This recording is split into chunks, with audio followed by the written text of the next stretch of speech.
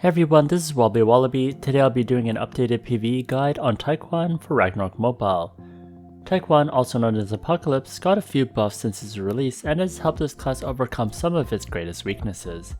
So, should you play Taekwon? If you decide to do so, I'll share the build that I recommend, which is capable of soloing legend instances. First, the advantage of playing Taekwon is his ability to convert. He can self-convert to any element with his Warm Wind skill, and most notably, he can convert to Ghost to get past White Barrier in the Legend Isles 3F against Kimura.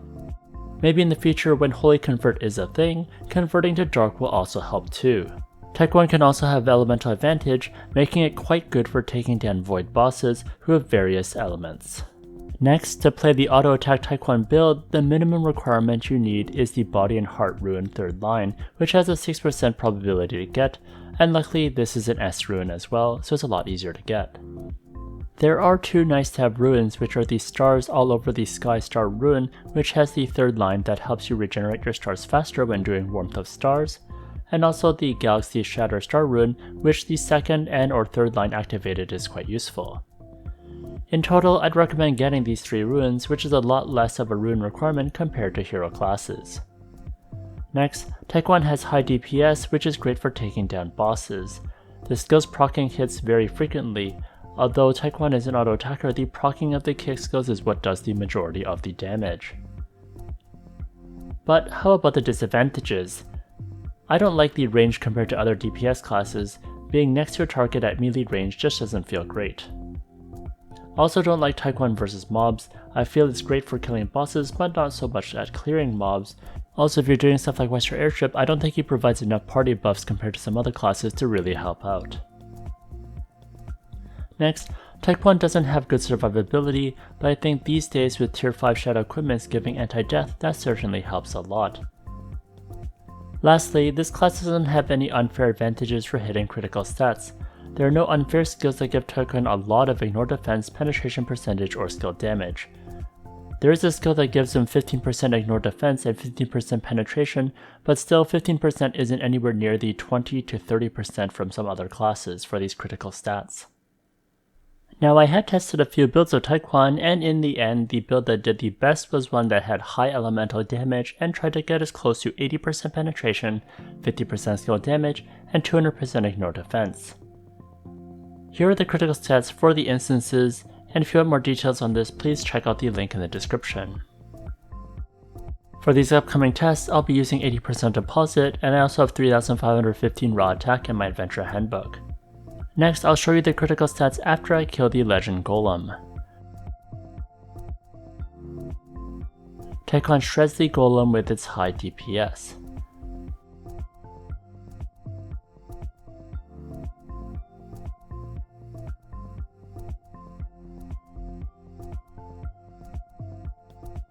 Here's a brief overview of my gear, and I'm going to use water elemental damaging gear. Next, here's my shadow equipment, Oracle Mirror, and Relic. I still have my Flame accessory from another run, so please ignore that. Next for attributes, I max strength and agility, and have enough dex to get near 500 hit to avoid missing, and then the rest into vitality. Next for stats, I have 28,000 attack, 70.7% penetration, and ideally I would have 80%, but this is still okay. I have 51.5% skill damage increase, 200% ignore defense, and 128% water damage. Next for the ignore defense breakdown, I lack good morale and chance, so it's tough getting 200%. I did use the Moonex Star card, which is useful for 15%. Also I used 3 equipment memories for the 2% ignore defense each, and 2 original Will Seafood Soups for 5%. Next, here's the breakdown of my 51.5% skill damage. Most of this comes from gachas, as Taekwon, unfortunately, doesn't provide any skill damaging from its own skills. Next is the breakdown for penetration percentage. I have 70.75%. Guild Blessings adds 20%, which is crucial, as well as Taekwon's Heavenly Enlightenment adding 15%. Next is the breakdown of the water damage. The fire equivalent would be very similar. I highly recommend you boost this as high as possible once you hit 200% ignore defense. That'll definitely help you a ton. The big boosts come from using other short patrol armor, which can add 35%, and then you can also have 2 water accessories which can add 48% in total. Taekwon's Whirlwind also provides 15%, which is great. Next, here's the detailed breakdown of my gears as well as recommendations. For offhand, Dragon Bone Shield is the best with the 18% physical damage increase random attribute. If you lack Ignore Defense, then using Vicious Wound with the 30% Ignore Defense random attribute helps a lot. For both offhands, the ideal enchants are Armor Breaking for the penetration percentage and physical damage increase. Next for cards, the Ancient Artifact User card is ideal, and with the free-to-play alternatives being Alice Star card and the Anubis Star card. Next for armor, I highly recommend other Short Patrol with Wind, Earth, Water, Fire, and Neutral Attribute attack plus 20%. Now if you really lack Ignore Defense, then Cursed Armor is good for 16% Ignore Defense, and for the ideal enchants, Morale and Physical Damage increase are ideal. Now if you have enough Ignore Defense, then the ideal endgame cards are the Poitacha Star and the Molten Colossus card. If you have the Heart card from the event, that is also nice too. Other alternatives is the Moonak Star card, which I use in this video, the Archer Skeleton Star card, and Gloom. Gloom is a great card to use against Kain in Ghost Palace. Next for Garment, Leader Pauldron for the Ignore Defense and skill damage is the best. The ideal enchant is Physical Damage Increase. Next for cards, the ideal is Zenobia for the skill damage. Golden Flame King is also great for the damage to MVPs and what I am using. A free-to-play alternative is the Vagabond Wolf Star card for the attack percentage that scales off strength.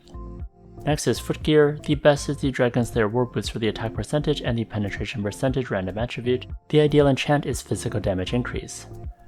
Next for cards, Edga is ideal for permanent endure so you don't have to flinch during auto attacks. Flute Player Star card and the Water Spirit Turtle card are also good for the extra movement speed so you can dodge stuff better.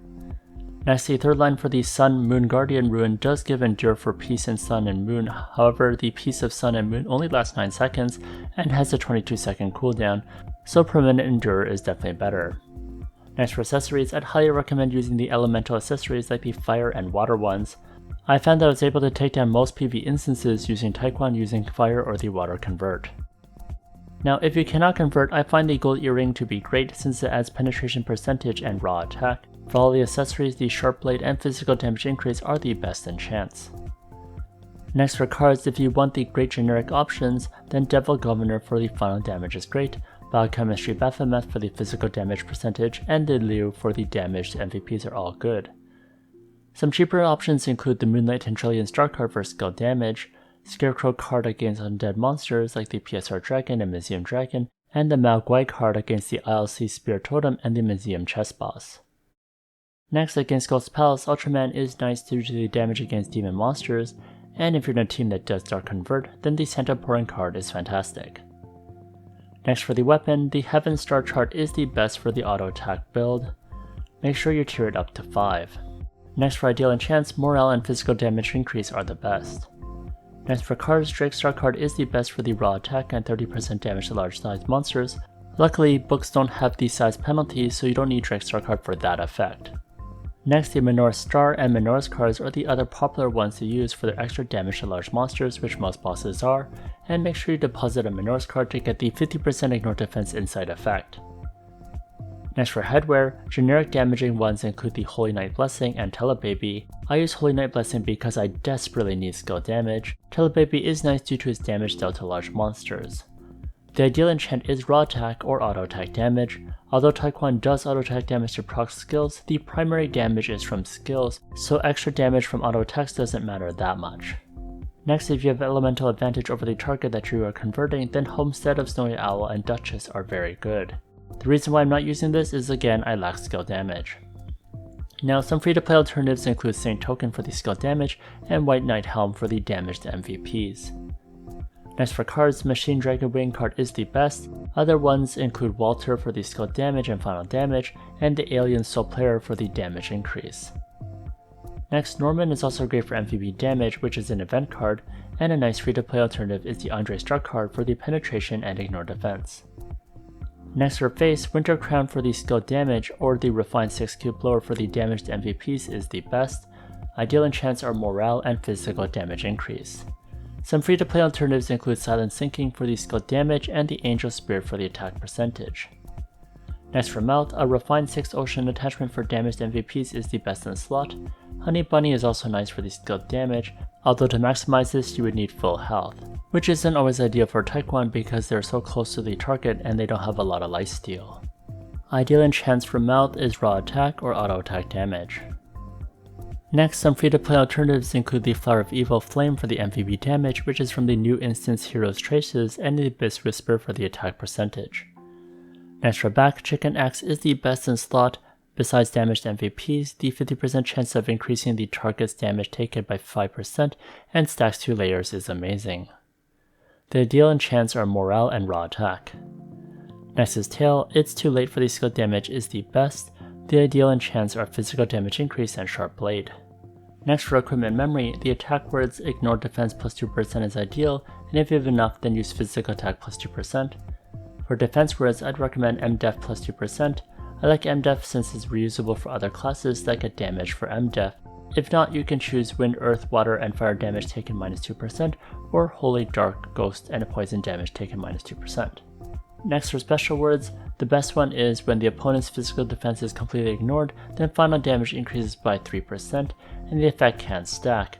When you have 3 stacks, then final damage increases by 6% in addition.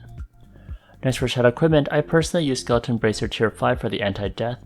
Another popular option is Fink Magic Bracelet for more damage, but it does depend on the armor you use.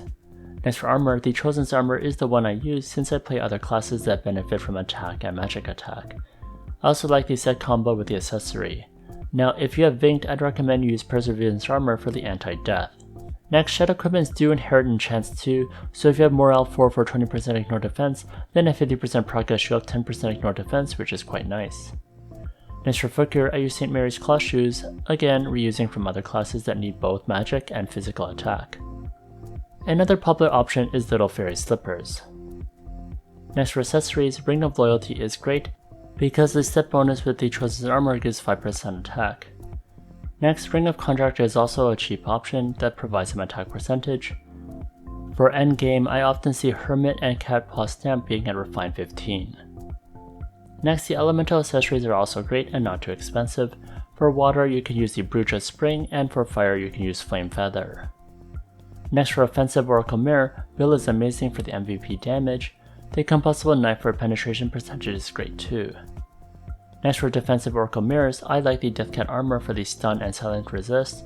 Meteorite armor is also great too for the stun and freeze resist. Next for Relic, Era Fire Seeds is the best for the PvE due to its ability to convert the target to demi-humans, and players often have very high damage to demi-human targets. I didn't use this relic because many people don't have it, so I didn't want to skew the results of Taekwon for others as well. Next, Lord of Vein is a popular one for the elemental counter coefficient and the penetration percentage. It is possible to get this relic as a free-to-play player with some luck and a lot of patience. Next, another free-to-play option that can be achieved easily is waist size for the attack percentage. Next for skills, here's my Taekwon skills. Make sure Roundhouse Kick Prep is set to open so it procs. Same with Smash Kick Preparation. Next, here are my Star Emperor skills.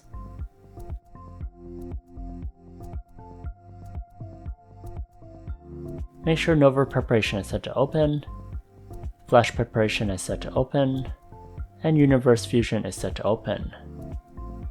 Next are Apocalypse skills, pretty much get everything. Make sure Galaxy Array is set to open. Next for my manual slot, I have Warm Wind, Hatred of the Sun, which gives extra damage to your targets. Make sure you cast this on the boss. Next, Piece of Sun and Moon, which grants Endure effect with the 3rd line Ruin and grants physical or magic immunity based on the day. Next, Universe Star Shard for some burst. Next, Roundhouse Kick for manually building up stars. And finally, Warmth of Stars, which deals some damage, but most importantly, with the 3rd line Ruin, will regenerate stars. For my second manual slot, I remove Warm Wind and put the auto attack button. You can mash the auto attack button to prevent flinching if you don't have the Edga card. Next, here are my advanced runes. Ideally, you have the 3rd line stars all over the Sky Star Rune to generate a star every 2 seconds while using Warmth of Stars. Next, for the Abhorrent Star Rune, a high 1st line is ideal. I don't think the 3rd line is needed for PvE. Next, Body and Heart Rune with the 3rd line is mandatory. This lets you proc kick skills without any delay when auto-attacking. Ideally, you'd also have a high 1st line too for scaling your agi to your damage. Next is Sun Moon Guardian Rune. The Endure effect is nice, but only lasts for 9 seconds and increases up to 15 seconds. The cooldown is 22 seconds, so there is still a gap. Next is the Nebula Charged Rune. Personally, I think the high second line is good, so you don't die as easily when you hit below 20% HP. Next for Galaxy Shadow Star Rune, ideally you have both the second and third line unlocked, and I have no luck on this one, but I did get a high first line and the second line. Next is Arcane Runes. White Blade Rune is one of the best for taking down bosses since they are often alone. Next, War Preparedness Rune adds more survivability since you have a self shield. And finally, I have the Spirit Rune because I hate running out of SP, especially when bosses remove SP and you need to cast something important. Next for foods, I use Frontier Royal Salad, which is the best for anti-death. Then if you lack Ignore Defense, then the original Wheel Seafood Soup is great. In this video I used 2 to get 5% extra Ignore Defense, and you can also use the Satisfied Feast for the penetration and raw attack. Next, if you lack elemental damage, then the Fire Mastery Alloy or the Fire Controlling Alloy are great examples of alloys you can use to boost your damage. They have the equivalent ones for other elements as well. And if you want more raw attack, the Slow Attack Alloy and the Rapid Attack Alloy are great for adding more raw damage. Next, here's some more footage, this time against the Late King's Chest Knight. I cast Whirlwind first. I have this set against fire. Although he is Ghost, I choose not to convert to Ghost since the Rook would only take 25% damage from Ghost element. That's why fire is actually really good for bursting it down.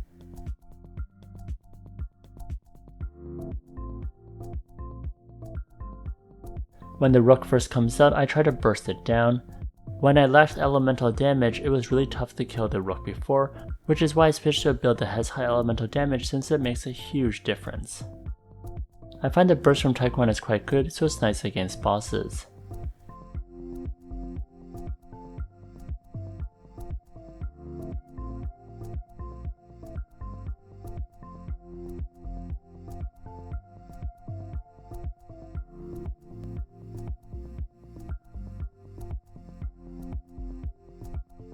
At the end, I try to convert to Ghost mid-battle.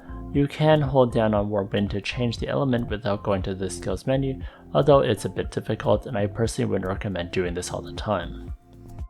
Next is floor 3 of Isles. The annoying part is dealing with mobs. The first phase is okay.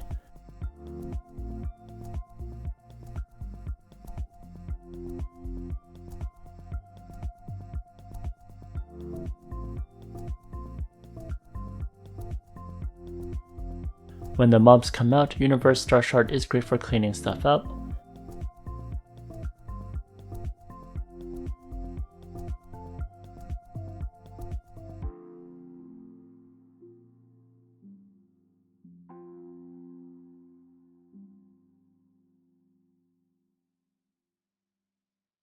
And the heart goes down pretty quickly.